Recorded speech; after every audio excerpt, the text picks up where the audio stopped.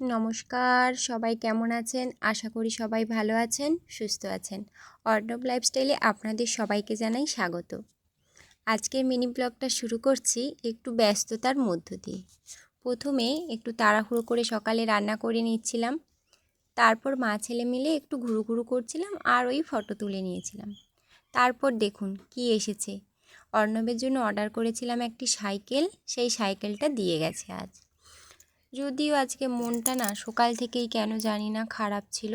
গাড়িটা পৌঁছেছে বিকেলে 5টার দিকে, তো তখন ভিডিওটা শুরু করেছি, কিন্তু মন খারাপের কারণ কোনো কিছুই নেই। কিন্তু ওই যে হয় না, মন খারাপ করে আবার একটু ঘোরাফেরা করলে মন এমনি ঠিক হয়ে যায়, ঠিক তেমনই কোনো কারণ নেই, কিন্তু সকাল থেকেই যেন মনটা না খারাপ।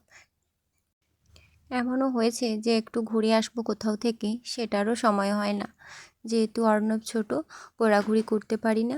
আর আমার বাবার বাড়িও দূরে আর ননদের বাড়িও দূরে, তাই যাওয়ার মতো আর কোনো বাড়িই নেই যে একটু ঘুরে আসবো আর মনটা ভালো হয়ে যাবে।